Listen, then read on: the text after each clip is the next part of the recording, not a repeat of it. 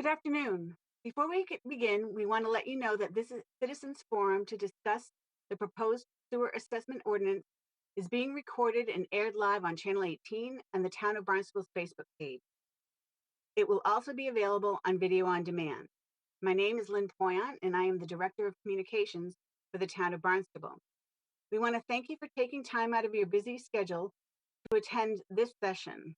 We apologize to those of you who may have been joining us for a second time today due to the technical difficulties that we experienced at our 10 a.m. session. Today's agenda includes Town Manager Mark Els, who will provide an introduction to the Comprehensive Wastewater Management Plan, more commonly known as the CWMP. Mark Milne, our Finance Director, will provide an overview of the draft sewer assessment ordinance. And DPW Director Dan Santos is on hand to answer any technical questions you may have. We ask that you use the Q&A feature at the bottom of your screen to type your questions or comments at any time during the program. At the end of the presentations, we will answer as many of these questions as time allows. By using the Q&A feature, we are able to capture all of your questions so that we can address those that we may not get to today sometime in the near future. For more information, we encourage you to visit our barnstablewaterresources.com website. You can sign up for regular email news and updates through that website as well. You can email questions to waterresources@town.barnstable.ma.us. At this time, I'm turning our program over to Town Manager Mark Els. Good afternoon, and thank you for tuning in to our forum on the Comprehensive Wastewater Management Plan and the proposed sewer assessment ordinance. And as Director Poyant explained, I'll be doing the introduction portion of this. Mark Milne will review the details of the proposed sewer assessment ordinance, and Dan Santos is here with us to assist with certainly technical, regulatory, and all other questions that he may be able to add to the answers. It's important for all of us to start with our town council's mission statement because it's fundamental to all that we as municipal employees do in our community. And it's to protect the town of Barnstable's quality of life and unique character, engage our citizens, and enact policies that respond to and anticipate the needs of our community. Protecting Barnstable's quality of life is at the heart of that mission statement, and is certainly something that I, as your town manager, and all of our staff prioritize and have included certainly in our efforts that we're going to describe to you today. And perhaps no feature is more important to the quality of life and unique character of our community than the health of our coastal waters, freshwater ponds and lakes, and drinking water. We all benefit from our water resources being protected and preserved. And this comprehensive wastewater management plan is one tool that we use to help protect our water resources. This map, I'm sure you're all familiar with it, is the town of Barnstable. We are a unique community in many ways, and with many, many features that are important to protect, and certainly our natural resources and our water are two of those. We have water both on our north and our south side, and certainly throughout our interior, lake, ponds, bays. On the north side, we see Barnstable Harbor with two major villages, Barnstable West, Barnstable, and along our south side, we have four major embayment systems stretching from the Mashpee line through to the Yarmouth. We also have our drinking water taken directly out of the ground that we live upon. And I think maybe that's probably one of the most important issues for us to always remember, and certainly is relevant here. When you remove the Great Marsh on the north side, and Barnstable Harbor, our water comes from about half of the land that we live on. And those big tan areas are where our drinking water comes from. So it's important not only for your municipal government, but for every single one of us to remember that and remember that we stand on top of this really important water resource. When we're looking at the comprehensive wastewater management plan, if you could go back just for a second, thank when we look at the wastewater management plan, those dark blue lines that you see are the coastal recharge areas. And again, along the north side, we have Barnstable Harbor abutted by the towns of Sandwich on our west and Yarmouth on our east. But Barnstable Harbor has very good flushing and fortunately has the Great Marsh and has a very large tract of open space on its west northwest side, and therefore Barnstable Harbor is in great shape relevant to this issue of nutrient loading. There are some isolated pockets of concern, and certainly moving forward, we should prioritize keeping Barnstable Harbor healthy, equal to restoring the health in our southerly embayment. The south side of Cape Cod is challenged from east to west with an overload of nitrogen. The primary source of nitrogen is us, and I'll get into that in a minute. But starting on the west side, we share with Mashpee and Sandwich Pomponius a two-string bay. As we move east, we go into the three-bay area, again shared with Mashpee and Sandwich. And then completely within the town of Barnstable, the Centerville River, East Bay, recharge area, and then on our far east, Lewis Bay, which we share with Yarmouth. Now, the green triangle that you see is the Hyannis Water Pollution Control Facility. That's the treatment plant that's at the corner of Burns and Route 28. And that is certainly a critical resource for us as we move forward with managing this nutrient load and addressing some portions of it, which we're going to speak to today with treatment and expansion of the sewer system. Next slide.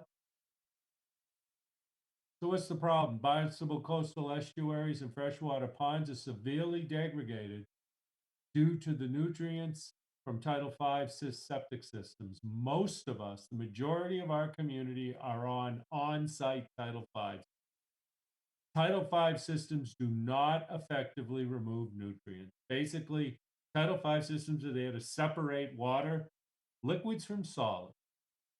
Solids go into your septic tank, and it's important to note that everybody in our community uses that Hyannis Water Pollution Control Facility, whether we realize it or not, because we pump our septic tank and they go to the wastewater treatment. And we charge them. Sewer customers obviously are directly connected. But on-site Title V wasn't designed, wasn't created to remove nutrients or really to treat wastewater. It was a very primary sort of separation of solids and liquids. Solids go to the treatment plant as sludge. Liquids go into the ground in your backyard through a leaching field and into the environment.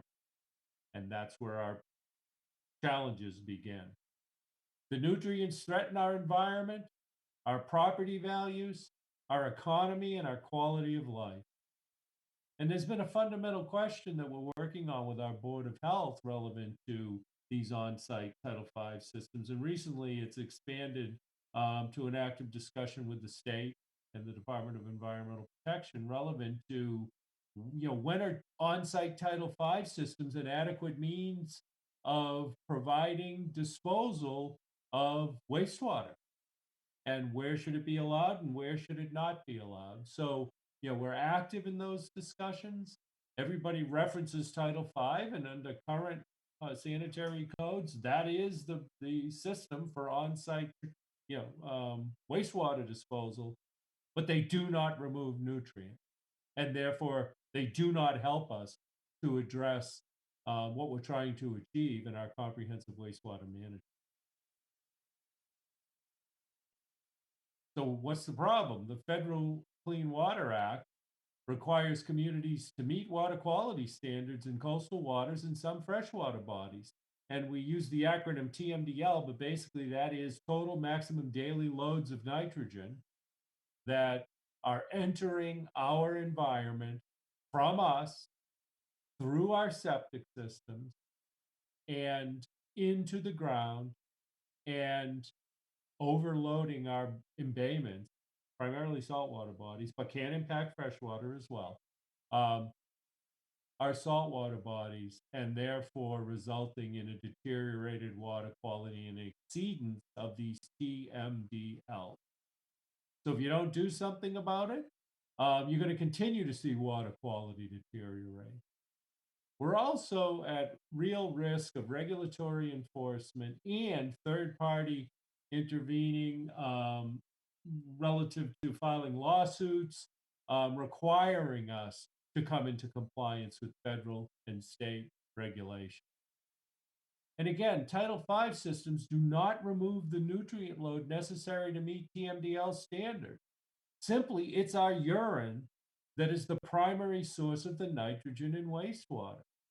And so a lot of people will say, well, it's a treatment plant that's causing this. Treatment plant isn't causing it. I mean, actually, the treatment plant removes a significant amount of the nutrient load, far more than an on-site Title V system. And it's specifically designed to do that. And we're in the process, we've been funded to evaluate additional removal of these nutrient levels at that treatment facility, far beyond what the regulators are asking us to do, because we know how sensitive our environment is. 80% of this nutrient load comes from our septic system.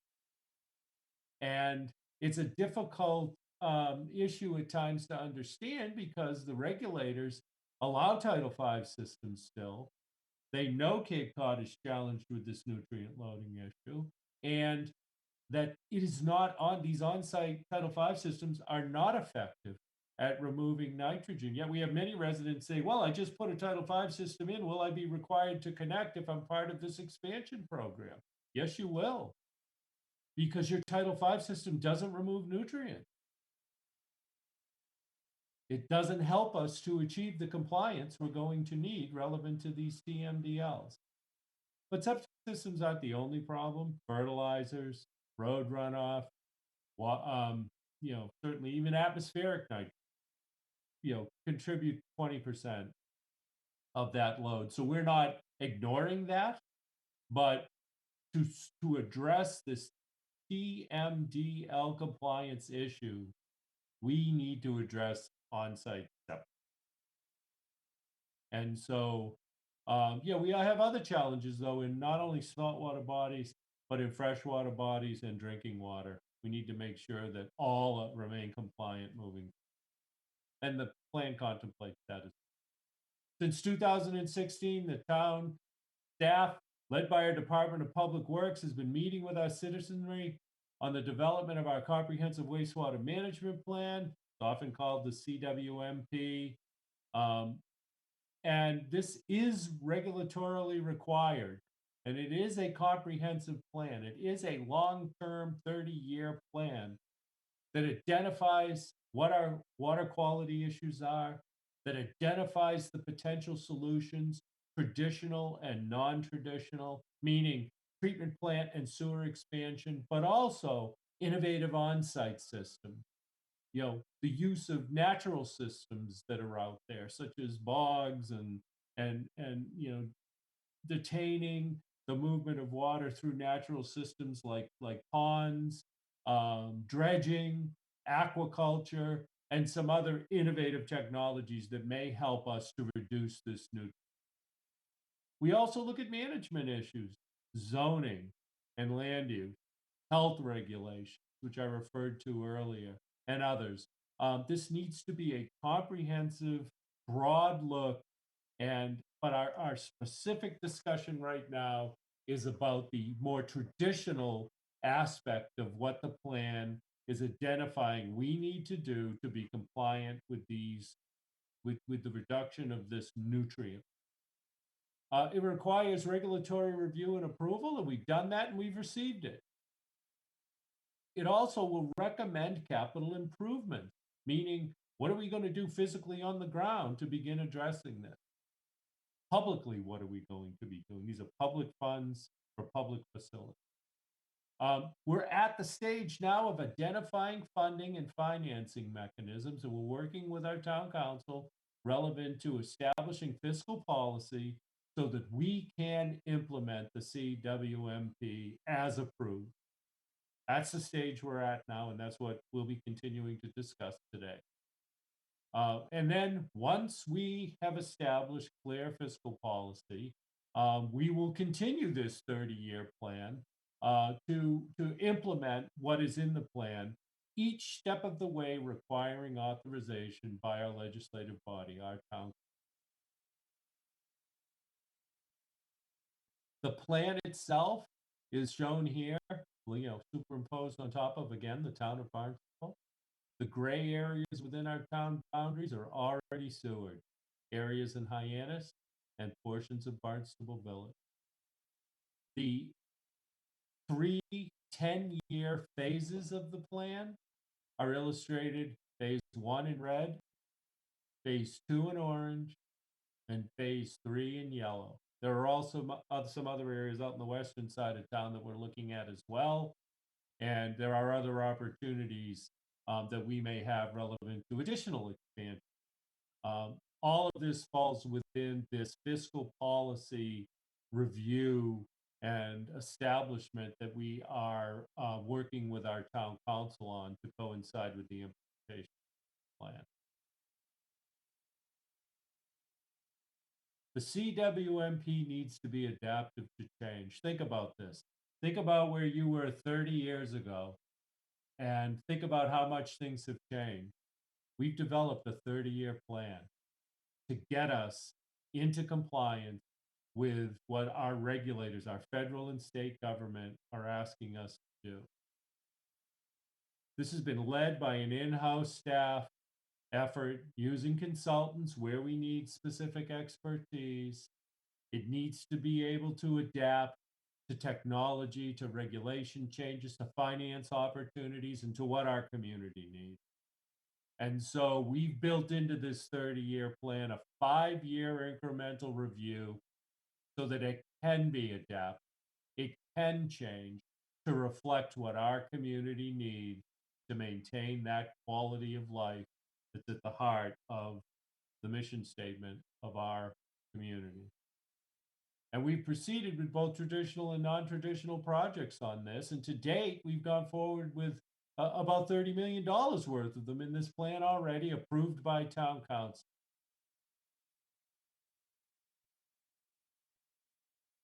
What's the benefits of the plan? All properties owners in the town of Barnstable benefit from the quality of life and economic advantages provided by pristine beaches, ponds, and drinking water. And every property owner in some way should contribute to the cost of the infrastructure needed to safeguard these resources, even if not connected to the sewer. So what we did in entering into this phase of fiscal discussion with our town council is look at what we have and what we need to do and what potential fiscal policies may need to be changed or established to allow us to proceed in an equitable way with this comprehensive wastewater management.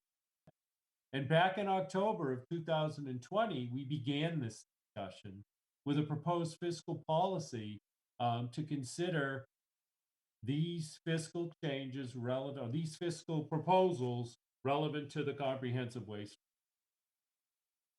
And the fiscal policy under consideration would establish how to equitably distribute the cost of this CWMP.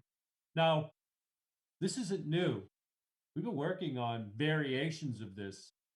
It really never stops. We had one prior that was approved in 2006. Here we are in 2021, proceeding with an updated, newer version. The town has established significant revenue sources in the last decade to offset more than a half of the estimated cost of this program. And Director Milne will go into that shortly with. The policy under discussion right now is how to pay for the remaining cost, the cost that we don't already have covered relevant to the CWM. And so my proposal to town council for their consideration was really two steps. First, to review and approve a proposed sewer assessment ordinance, which includes a sewer assessment to each individual property receiving the planned sewer. That's what we're going to discuss today and focus on today. That's what we're planning on bringing to town council in April for a first read, and then subsequent discussions and workshops, and then ultimately a decision whether that's a fiscal approach that they will approve.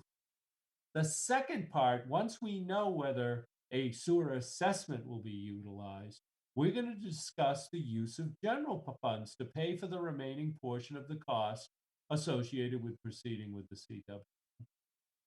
And in my proposal, I have suggested that the council consider a debt exclusion vote. The use of the word general funds means tax dollars.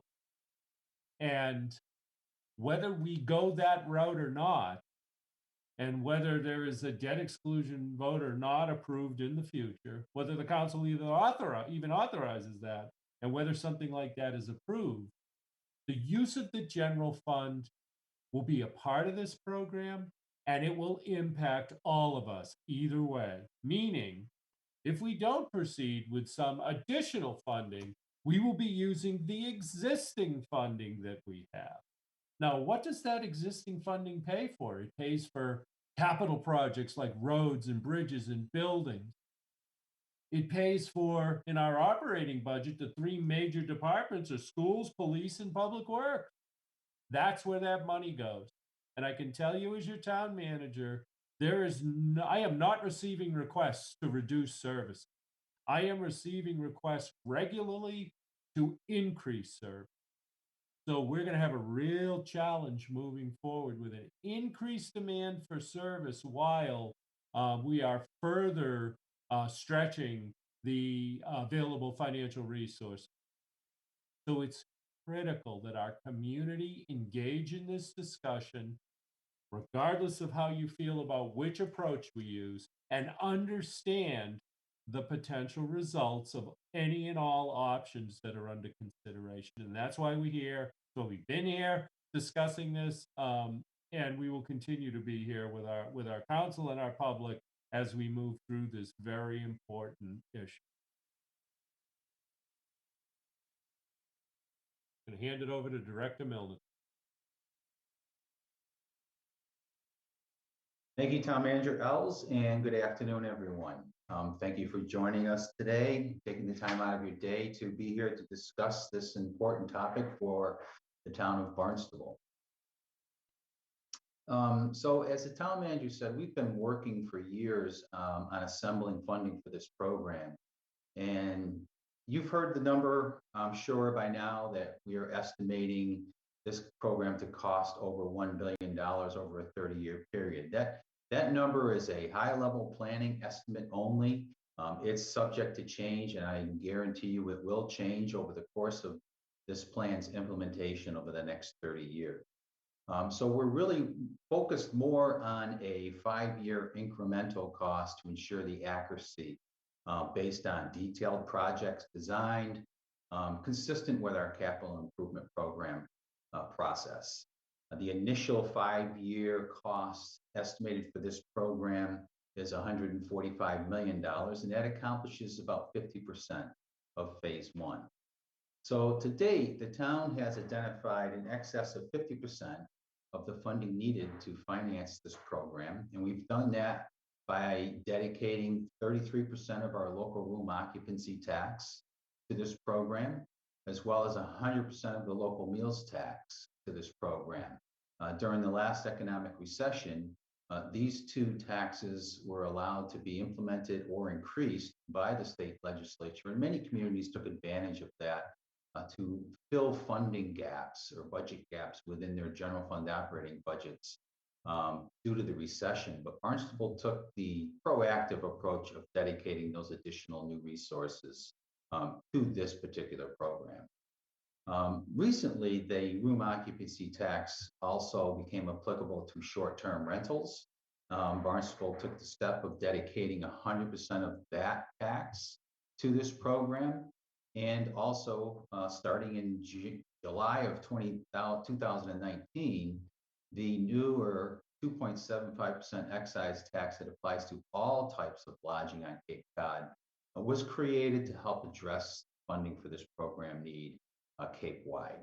And that money all goes to the the governing board of the Cape and Islands Trust Fund, and they will determine its distribution. We also expect to, as we bring on new sewer connections to the system, some of the user rate revenue that's generated from those new connections can be used to help offset some of this cost of this program. So how do we finance the remainder of the program? Because those funding sources don't cover it all. Again, they cover a little bit more than half the cost of the program. So we're left with either assessing 100% of the remaining costs onto the property owners that will be tied into the public system in the form of a sewer assessment, or we could put it all in the general fund operating budget, have the general fund pay for it, or a combination of the both. That last option is what we're proposing. We're proposing a sewer assessment that is capped, and I'll go over that in a minute, as well as a general fund contribution due to the benefits received for all in town as a result of this program. So the purpose of the sewer ordinance is to assess all properties receiving that benefit or advantage from a public sewer system within the limited and determinable area as set forth in our comprehensive wastewater management plan that was approved by the town council back in November of 2019. The properties that are to be connected to the sewer system can gain additional advantages, which is why our proposal includes assessing a sewer assessment. The expected increase in residential home values could be anywhere from 6 to 13%, and that's based on two recent studies that were conducted in other areas. One of them being Old Lyme, Connecticut, a coastal community similar to the communities here on Cape Cod. They also indicated an expected increase in the marketability of the property. The public sewer system also gives those property owners a permanent solution, and they will not need to replace their on-site septic system in the future. This is a one-time expense, and they receive a permanent solution that provides increased reliability. The roadway in front of the homes that receive the public sewer system will also be improved. So what is the proposed amount? Again, we could assess 100% of the cost of constructing the public sewer system onto those benefited properties, or we could fix it at a dollar amount or set it at less than 100%. Our proposal is to fix it at a dollar amount. This only applies to new connections to public sewer. It does not apply to property owners that are on our current public sewer system or properties that currently have the ability to tie into our public sewer system but have not yet done so. This only applies to new properties that are being brought into the public sewer system. And the proposal is to cap that assessment at $17,000. The assessment could be less based upon an individual neighborhood's project costs. And again, it's a one-time charge that is assessed at the time the property has the ability to tie into the public system. So not every property that's targeted to be part of this plan will receive a sewer assessment at the beginning of the plan. These sewer assessments will be implemented as the project is built out and the abutting property owners have the ability to tie into the public sewer system. So how do we determine what the dwelling unit is for a residential property? That's the first thing we must do in order to determine how many assessments a property will receive. So a dwelling unit is defined as one or more rooms, providing complete living facilities for a family, including equipment for cooking, provisions for the same, and including rooms for living, sleeping, and eating. A residential lot that contains one dwelling unit will equal one sewer unit. So for example, A single-family dwelling equals 1 sewer unit, a two-family dwelling equals 2 sewer units, and so forth. For commercial and industrial properties, we're looking at the assigning dwelling units based on the estimated sewage volume using the Title V State Environmental Code, which an equivalent number of sewer units shall be designated based on the following formula. The non-residential sewage gallons in per day flow divided by 330 gallons per day equals 1 sewer unit. So the basis for the $17,000 cap on the assessment is determined by a number of factors. Number one, we wanted to keep it affordable. Putting 100% of the cost of building this program out on the property owners involved in the plan would make it very unaffordable for those property owners. So if we keep it at $17,000 with the ability to amortize it over 30 years, it provides a lot more affordability. The assessment can be at the election of the property owner, apportioned to up to 30 years and added to future tax bills. We recognize that the property owner has to incur additional costs as well, so we didn't want to set the sewer assessment too high. The sewer assessment is also justifiable based on the fact that the property owners will avoid the cost of having to eventually replace their on-site system, which could be very expensive in many cases, especially if the on-site system has to meet nitrogen reduction requirements in the future. And this reflects about a 75% average estimated subsidy for the average estimated cost per parcel.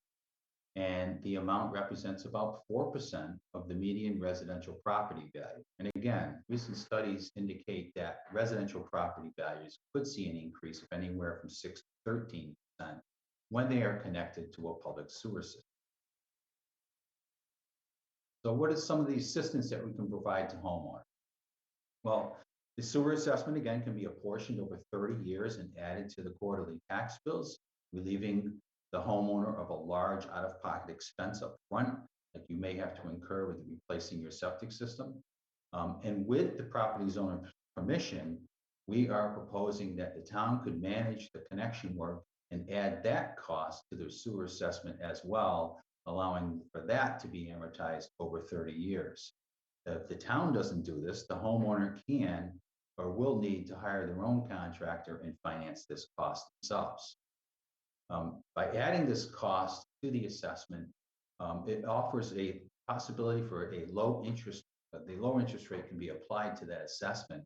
And the proposal is to add 2% above the town's borrowing rate because an interest rate is applied to the assessment. So for example, if the town were to borrow to fund the construction of the project at 0%, the interest rate on the assessment would be 2%. And also the other benefit to this is that no credit check is performed on the property owner if they choose to apportion this cost over 30 year tax bill. The town does not do any credit check. Instead, what happens is a lien is recorded against the property at the Registry of Deeds, securing the town's interest. So in addition to that sewer assessment I mentioned, there is the connection cost that the homeowner will incur. These are 3 examples that we received working with a local contractor as to what the potential connection cost could be based on some assumptions. We assumed a half-acre lot with the septic system currently exiting the front of the home, and that cost to connect to the public sewer system would be approximately $4,200. Example B would include a half-acre lot, assuming the septic system still in the front of the building and below. However, the building is below the roadway elevation and would require the installation of a grinder. The town does plan on providing the grinder pump in this plan, so this only includes the cost of installing the grinder pump, and that cost is estimated to be $5,950. And the third example is a half-acre lot, assuming the septic system exits the rear of the home, and which would require more pipe in order to connect it to the public sewer system, and that cost is estimated at $7,900. So when When you add those to the sewer assessments, we're looking at a total assessment that ranges from $21,000 to almost $25,000, or about $304 on the quarterly tax bill to $357 on a quarterly tax bill, assuming a 4% interest rate. So what's next? We're going to continue the public discussion on the draft sewer ordinance. We're going to have a final proposed ordinance to be brought forward to the town council in April. We will continue to evaluate and have a public discussion on the general fund contribution and how that will be derived. And we do intend on beginning the Strawberry Hill Road sewer extension construction project in the fall of 2021.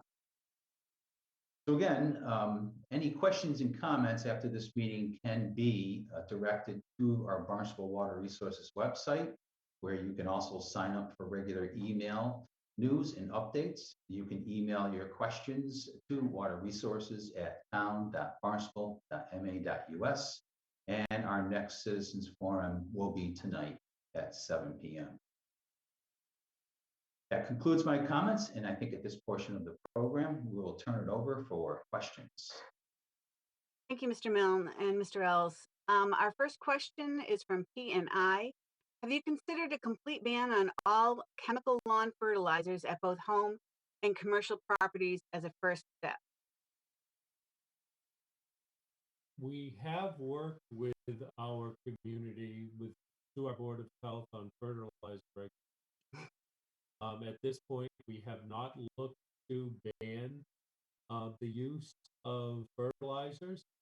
I think that it's an active discussion as to how to deal both with, certainly the nutrient load that comes from fertilizers and the use of synthetic chemicals versus organic type products within our community.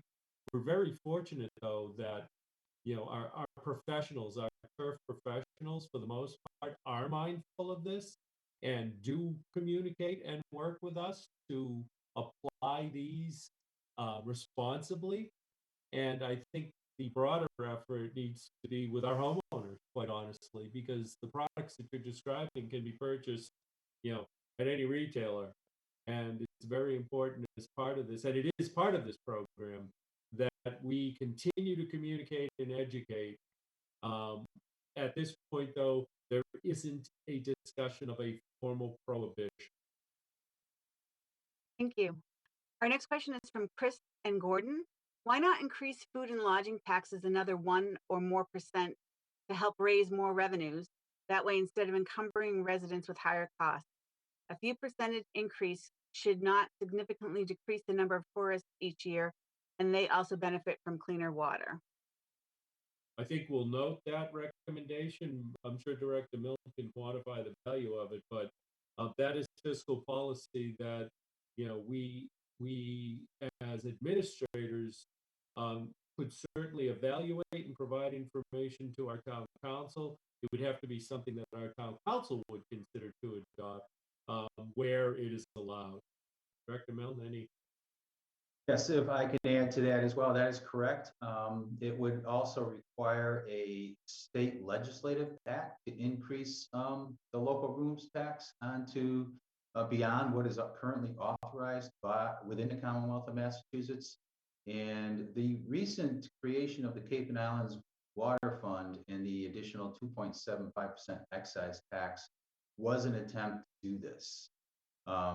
And that required legislative action as well. And that was successful. There was the additional 2.75% excise tax that was implemented.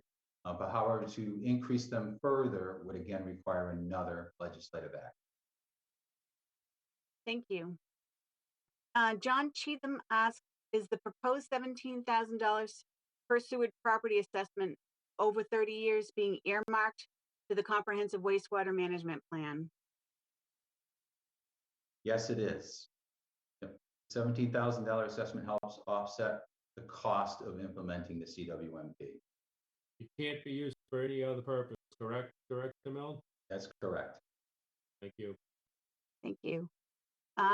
Next, David says, hi, Mark. Thanks to you and your staff for proposing this. It's a better system than betterment. I can raise my hand later if you wish, but to summarize, will the town council need to take other votes to add, or is the CWMP direct linked to the assessment ordinance?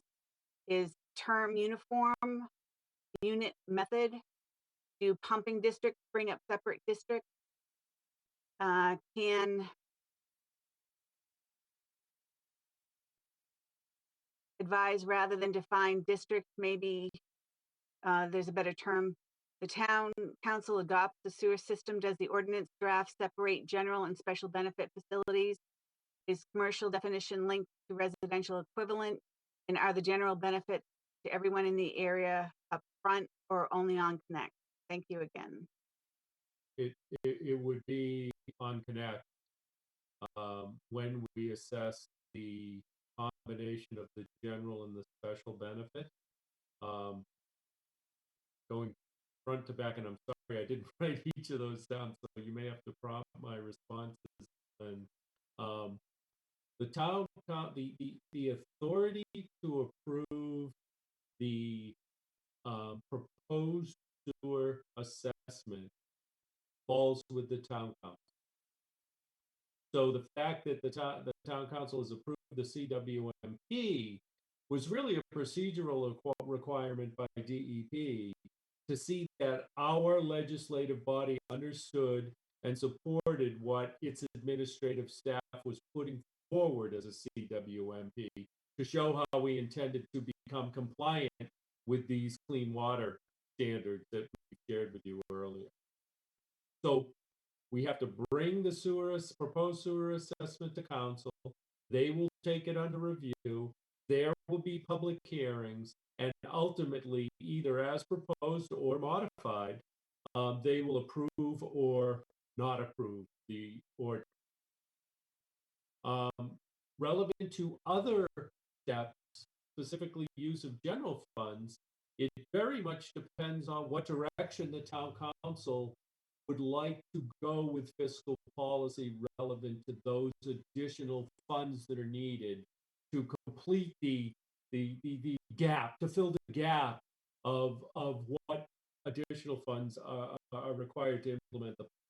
And so, for example, if the decision is to go to what I have recommended to the council, which is a debt exclusion vote, to the public, the council would have to approve the debt exclusion vote, and then that would go on a ballot, and then the public would vote on that debt exclusion.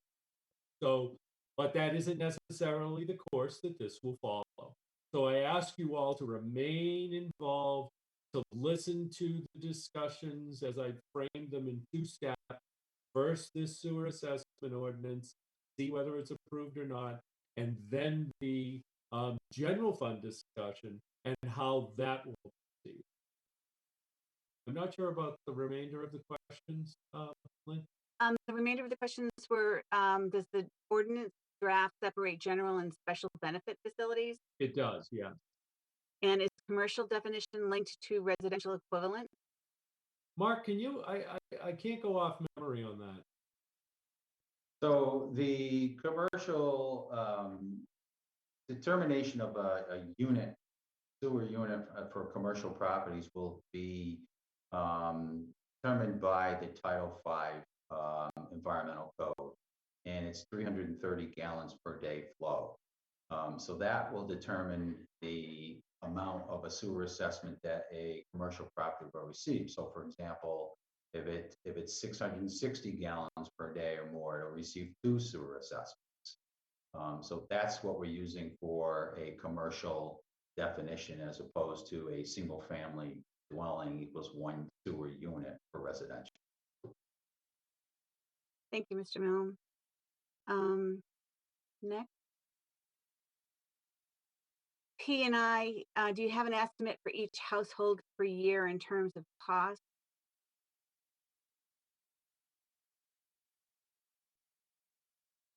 I'll take that question. I think if they're referring to what the annual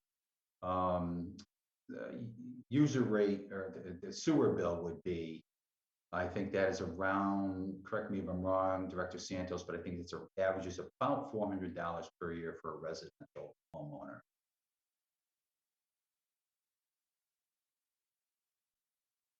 Yeah, it depends on the water use, but that's in the range of what's expected for an average. And Lynn, please remind all of our viewers that if they need clarification on one of our answers or have additional questions, they can send it into the email address or communicate with us somehow, and we will get back to them on all questions. Absolutely. So the email address the town manager is referring to is waterresources@town.barnstable.ma.us. And we will happily answer any questions. Our next question is from Adam Grant. Will secondary residences be treated the same as primary residents? Yes. Jennifer Phillips asked, are there any plans to limit new high-density residential buildings unless there are plans to address increased sewage? Well, there are many factors that play into that question, but I will try to fill in my thought process as part of what the question asks. If it's on the existing infrastructure, then certainly the physical constraints of the infrastructure and the zoning would be two major factors as to what could be proposed on existing sewer infrastructure. Water also plays a part in that.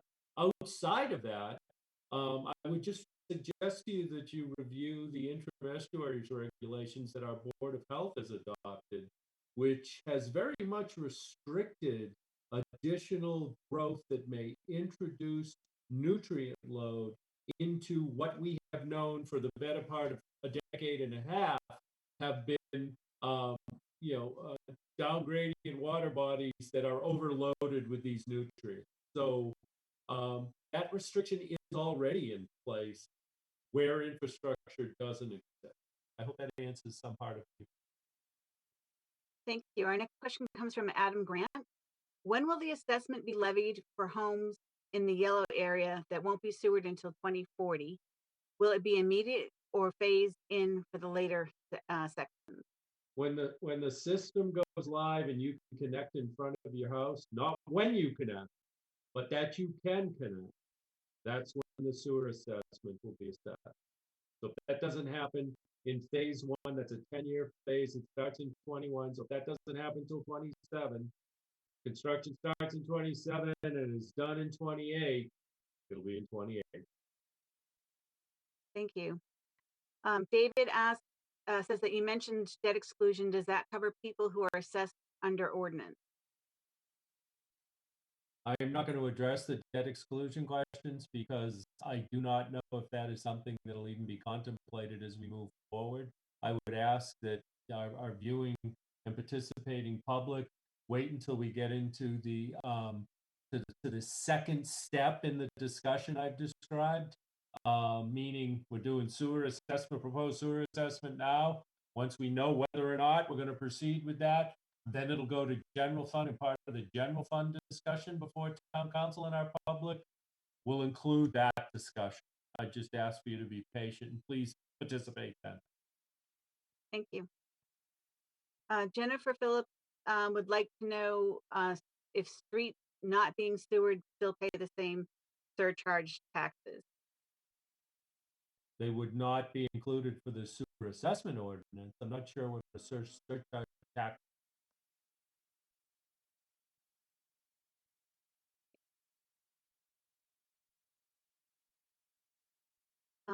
Patricia Connors, if your property has a new circular driveway, does the town cover the cost to replace the driveway with the installation of a new sewer? If you have to go from the public road layout into your property is what Mark Milne has shared with you as the sewer connection costs. Those are borne by the property owner. and will be the decision of the property owner whether they ask us to do it as part of the project, and therefore as part of this, 30-year, amortized repayment, or whether they undertake that themselves. What lies on their own property and the route that they choose with their contractor, whether it's under a driveway or not, will be up to them. Thank you. Robin asked if the house has an AUD, is that ADU, is that a one-family unit or a two-family unit? It would be a two-family unit if it's determined to be a second dwelling unit.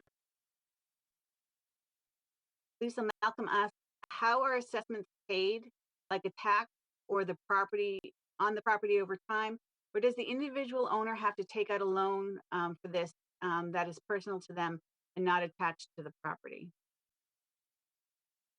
So upon the completion of the project, the town, again, the project has to be completed. The homeowner has to have the ability to tie into the public sewer system. That's when assessments will be issued. And at the time that assessment is issued, the homeowner has a couple of options. They can either pay off the assessment in its entirety or elect to have it apportioned for up to 30 years future tax bills. And so that provides them, it's like a loan. It gets amortized over a 30-year period and added to their tax bills. So they won't have to go to a financial institution and borrow money. They're essentially borrowing money from the town. Thank you. This question comes from Mo Lovett. What happens if a homeowner has paid all or part of their sewer assessment and moves to another residence in town that has not been connected to the sewer system?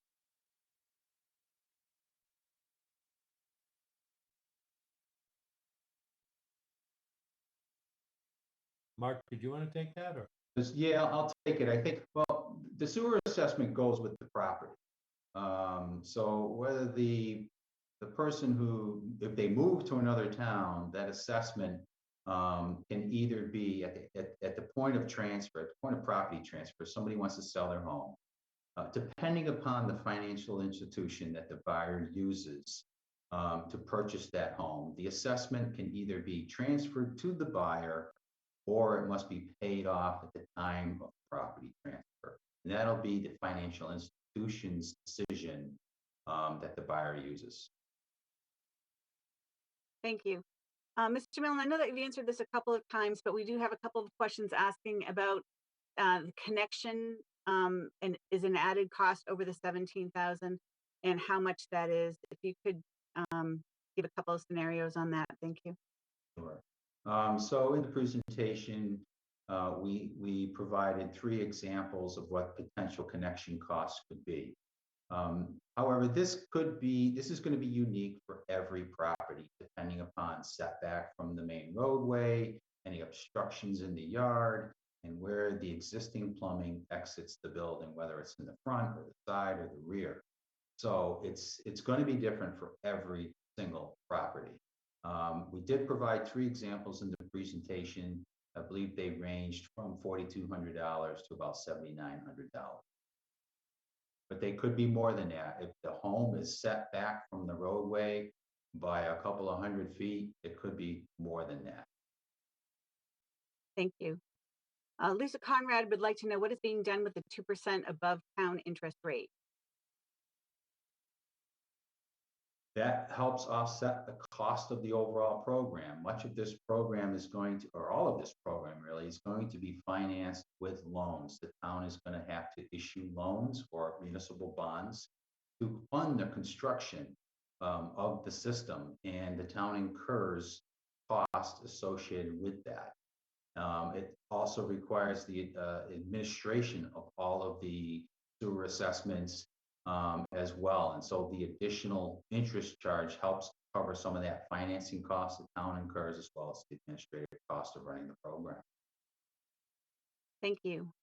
Bobby Moritz is asking, what will be the impact on selling a property if a lien is placed on it to comply with this plan?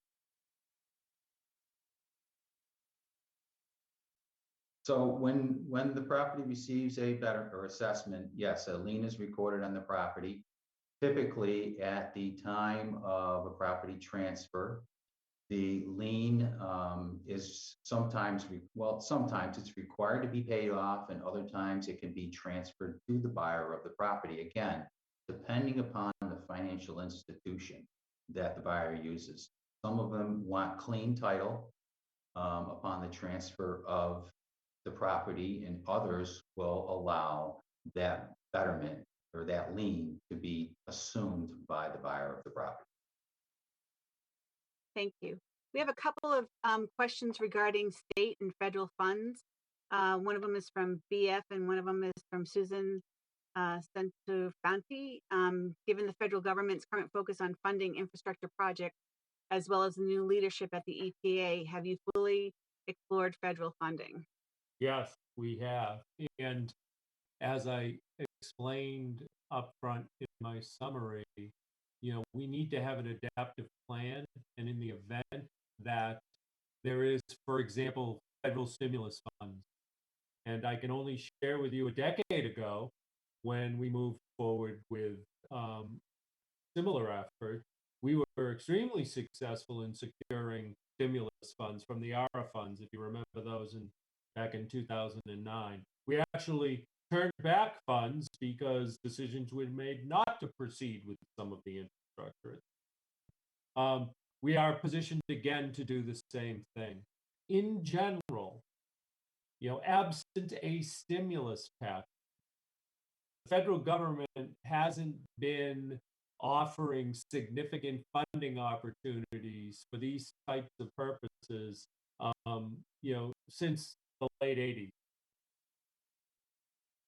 The mechanism that's primarily used at this point is through the state revolving fund, which is a low or no interest loan program with, at times, principal subsidies for capital projects. In that category, Barnstable has participated since its creation and has been extremely successful in securing both low interest loans and principal subsidies. So we are working with all opportunities. I have been in contact directly with our federal delegation and with our state delegation regularly. That's more of an annual. More recently, it's because of these opportunities relevant to this federal stimulus package to secure any and all funds, and we will adapt the plan to do that and to reflect that when it occurs. But that doesn't mean, absent that the regulatory side of this will allow us not to proceed in anticipation of some potential funding.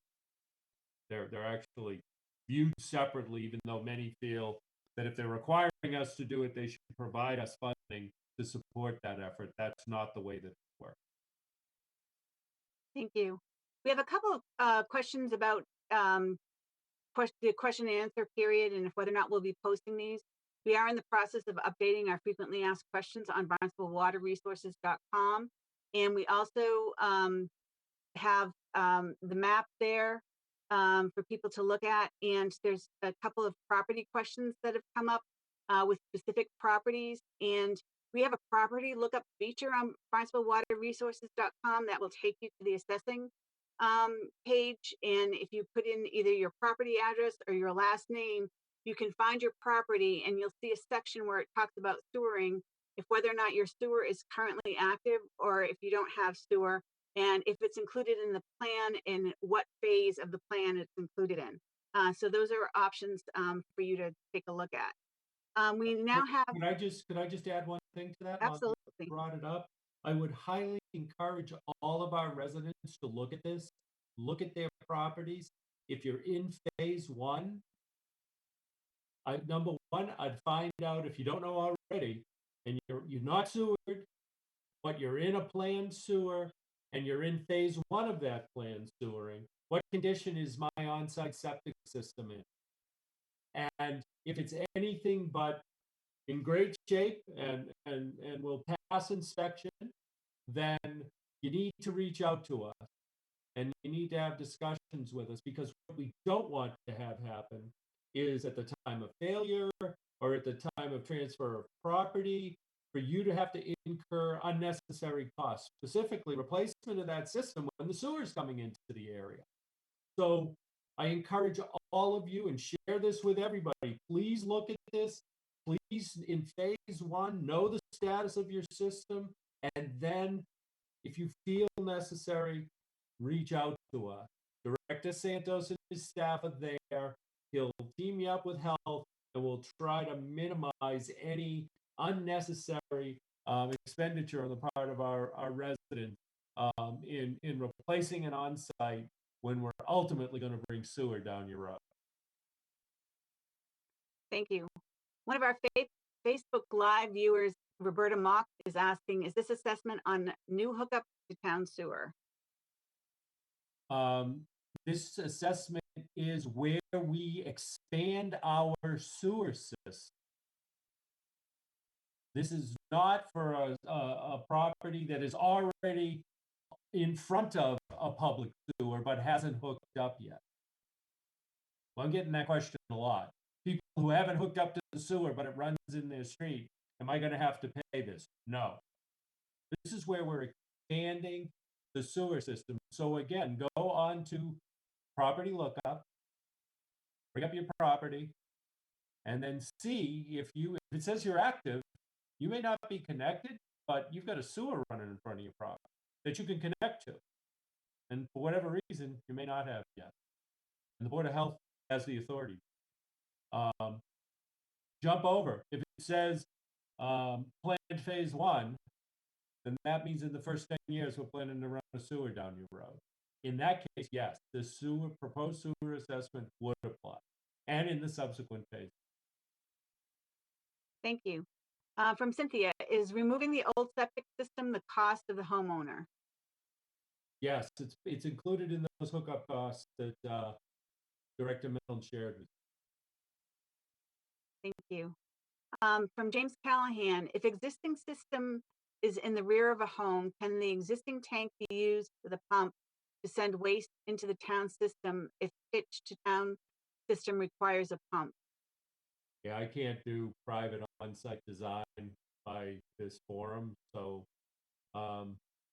if you again, look yourself up, see if you're included, reach out to us. We'll try to take a look at it with you so you can anticipate as many technical aspects as possible.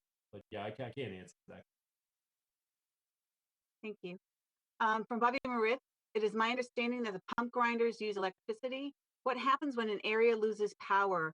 Will this cause a backup to the home, and how much additional cost will be anticipated for electric bills? Dan, you want to address how we're managing that? Sure.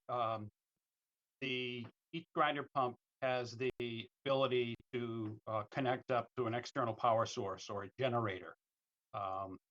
And there's also a capacity within each grinder pump that allows several days of accumulating waste before there would be any problem.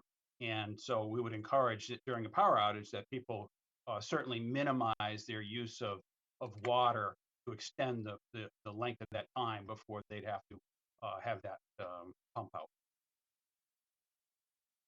Okay, next is from Christy. Can the cost of removal of the system be included in the total loan and all done at the same time as the connection?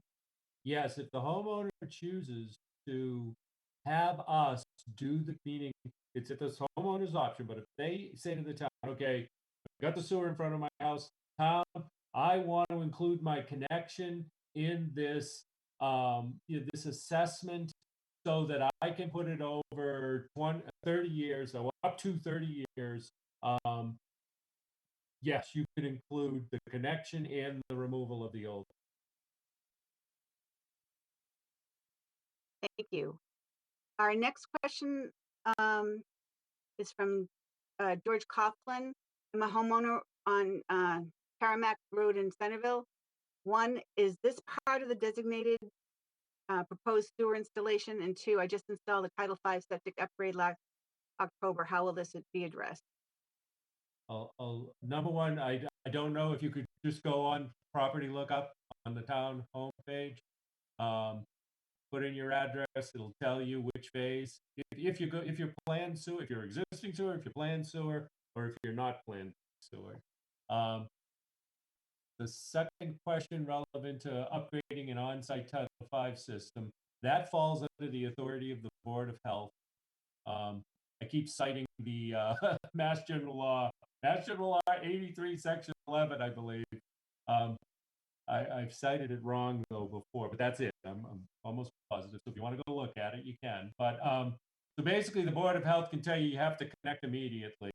But you can also go to them and ask them to grant you some period of time before you have to connect. That did happen with the last sewer expansion project that occurred because many people did have newer Title V systems with remaining life. The challenge we have here and where this may not be allowed is that those systems, those Title V systems, do not remove nutrients. So by allowing those systems to continue, they do not help us reach that required regulatory, that regulatory requirement to stop putting the nitrogen in the ground. So right now though, they're still allowed by law. So, but the DEP and our Board of Health are both looking at this. So that's why we don't want anybody who hasn't upgraded recently, that can wait until the sewer comes to make that investment of that on-site system. Thank you. Jennifer Phillips asks, might there be an appeal or an abatement process for those on fixed limited incomes? And thank you for this informative session. Mark, did you want to try to answer that? I don't know that there is a, well, I'm not quite sure relevant to a sewer assessment and appeal process. There will certainly be an abatement process whereby the homeowner feels that they were charged a sewer assessment unfairly. There will be that process, yes. But we can't accept anybody from a legitimate sewer assessment charge. We don't have the power to just say, well, this property will not be charged one. Thank you. Brendan asked, is there a recording of this available? I couldn't catch the whole thing. And yes, Brendan, this is being recorded and it will be on the Town of Barnstable's website under our video on demand. And if you would like to send an email to waterresources@town.barnstable.ma.us, we would be happy to send you the direct link to you.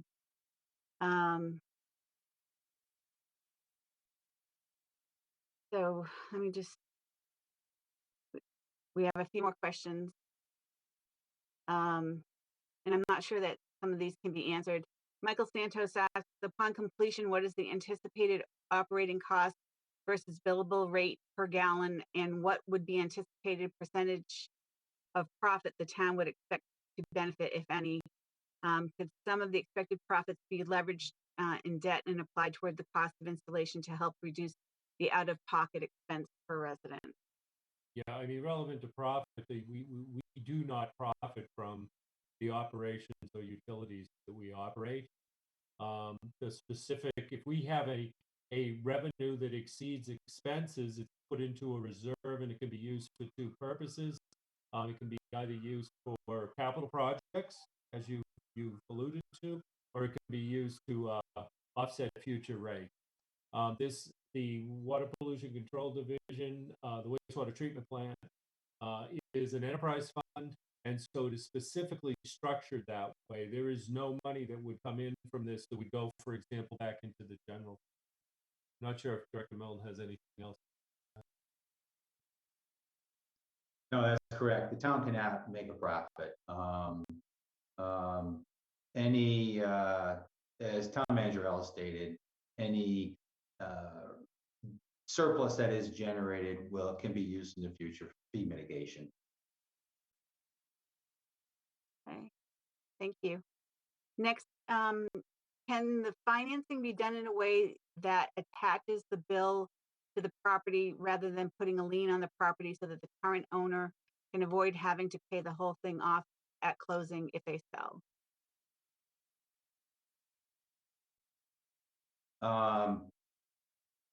So, when a sewer assessment is issued, the town has to record a lien. And that lien can be transferred onto the buyer of property upon transfer of ownership. Again, if the financial institution that the buyer uses allows that. Sometimes that does happen. Sometimes financial institutions want that lien paid off. And typically it's the seller that pays it off, but it is negotiable between a buyer and a seller. Thank you. And the last question that we have is from Patricia Connors. Can you please repeat the website URL for the property lookup? And there are two ways to get to the property lookup URL. One is from the town's main website, which is townofbarnstable.us. Right at the top, there are a number of tabs, and one of them says property lookup. That will take you to an area where you put map and parcel, if you know it, the owner's last name or the street address. The other is to go to barnstable.waterresources.com, and there's also a link there that will access the property lookup page for you. So I think that at this time, whoops, it looks like there might be another questions populating. One moment, please. Question on phasing. The avenues off Craigville Beach Road, 1st Ave through 7th Ave seem to be an island of phase 3, surrounded by phase 1 and 2 property. How is it that that area was determined to be phase 3?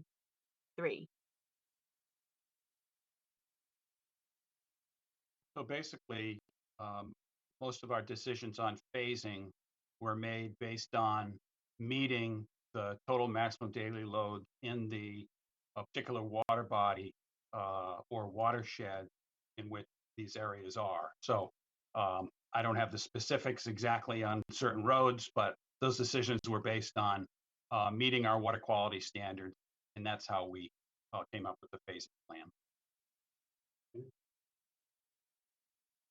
Thank you.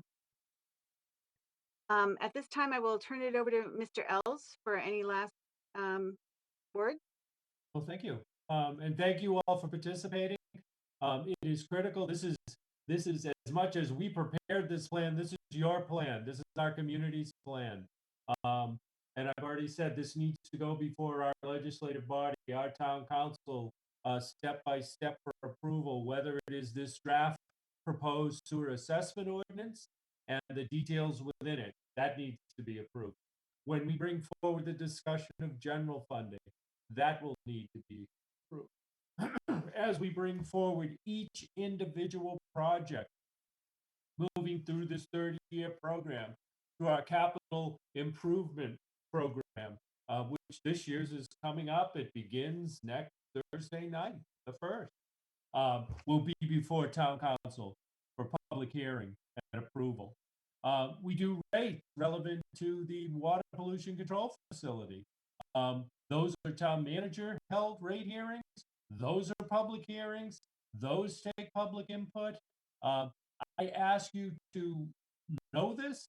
I ask you, if you can, to participate and ask questions anytime. Director Milne, Director Santos, and I are here, always available to try to provide you the information you need to make decisions relevant to you enjoying your quality of life here in Barnstable.